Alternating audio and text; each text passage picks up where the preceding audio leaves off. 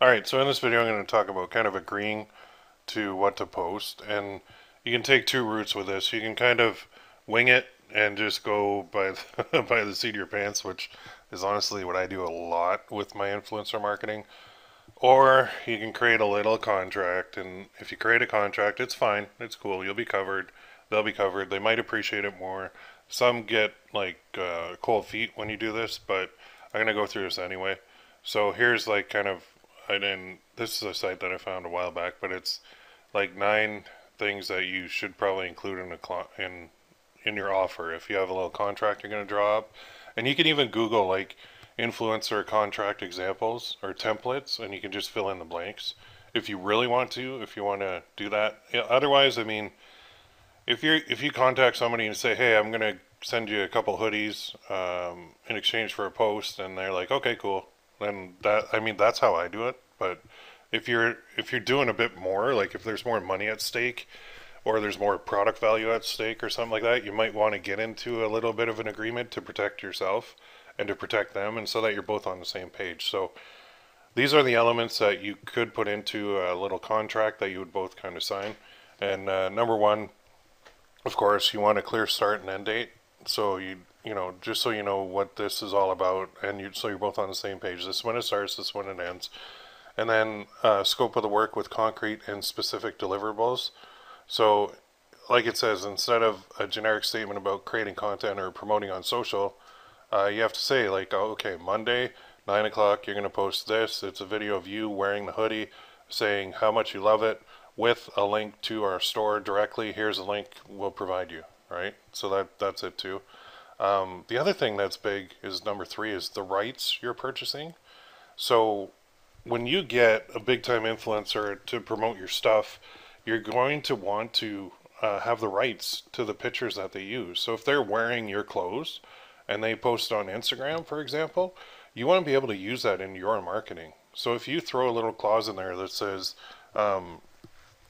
you kind of want rights to the photos that they use, then later on, like say, you know, after the campaign ends with the influencer, you can go and use that in like Facebook ads, and you can post that and say so and so wears this, you should too, you know, something like that. So when you put that clause in that, yeah, any pictures that you take, anything that you post, we can use in future marketing going forward with your permission. By signing this agreement, you agree to that, whatever. So that works too. That's a good idea. And that's something you could mention too. Like if you didn't want to do a contract, you could still say that. But I mean, if you're gonna use their image in marketing, you probably do want to have something down on paper in order to make sure you're covered.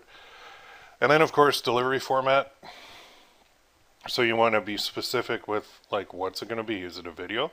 Is it a photo? What's the text going to say? If you want to get down to that, I typically leave the text up to them, but I will say like the format is a post on your page 4 times, once a week on this schedule, that kind of thing. Edit approvals. Now we're getting into like, I wouldn't go down this road, but you could if you really want to control what they're saying and approve stuff before they post it. You can do that. So you could say, okay, here's what I want. You do up the text and just send it over to me. Make sure it's so I can just double check it. Most of the time, this will be a sticking point, but you can do that just to make sure they're saying the right things. And then derivative content. So this is, well, not really the case for us, but it says you plan to create a derivative content from the author's work, like chopping the ebook up into a slideshare, infographic, and a few blog posts, all with their name on it, or translate it into other languages. And if so, does the author have the right to review and request edits on these pieces of content based on their work? So you gotta, if you plan on doing that, then you need to put that in as well. Advertisements, like I said, you want to have the rights to the images that they use. So you kind of want to get permission. And if you plan on promoting content through advertising, pay promotion, include that in the contract so the author doesn't have any unwelcome retargeting ad surprises. Imagine they see their face pop up on Facebook and they're like, what the hell? So you got to have that in there. Content distribution, like, so if they're on multiple channels, you can spell out which channels you expect them to promote it on, how many times, and like being specific down to including dates and times can help you a lot, because if you leave these too wide open, then it's a pain in the butt to check it as well, because you don't know when it's going up, and then you don't know when, like if you see a big traffic spike on your store and you didn't expect it, that's tough.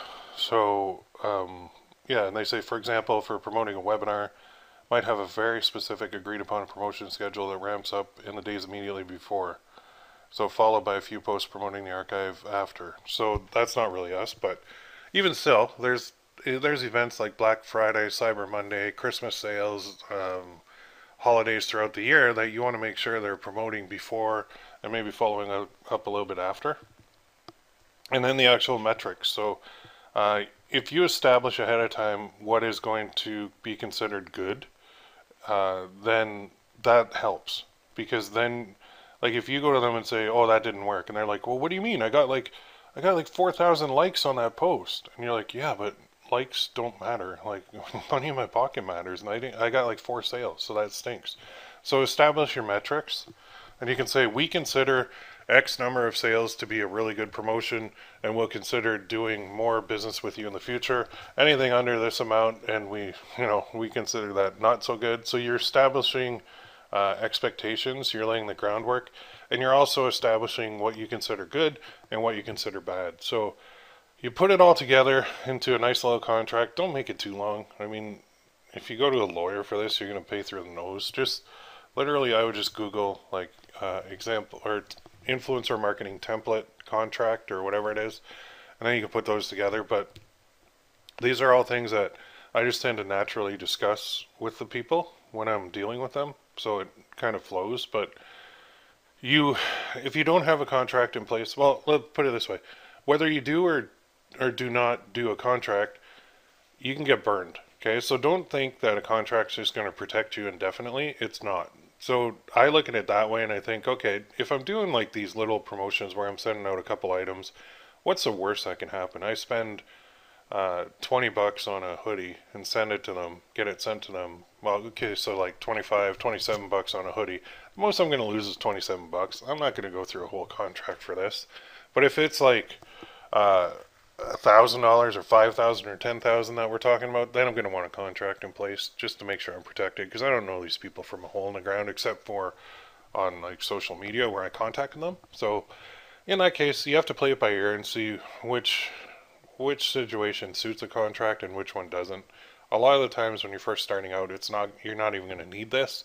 But as you grow and get bigger and the promotions get bigger and what you're offering gets bigger, then you're going to want to come into this sort of thing and get some, literally just download a template, plug in all the details to do with your offer, and then send it off to them, get them to sign it, scan it, return it. And then you can just say to them, like, just so we're both protected here, here's a little contract that I send out. And don't make it sound like, just so you're not going to burn me and scam me. Here, sign this contract. Don't approach it like that. Be real when you send it over. That's the best way to go about it. So that covers kind of like agreeing what to post and content and contracts if you want to do that. So go for it. Hope you got a little bit of value out of this video, and we are on to the next.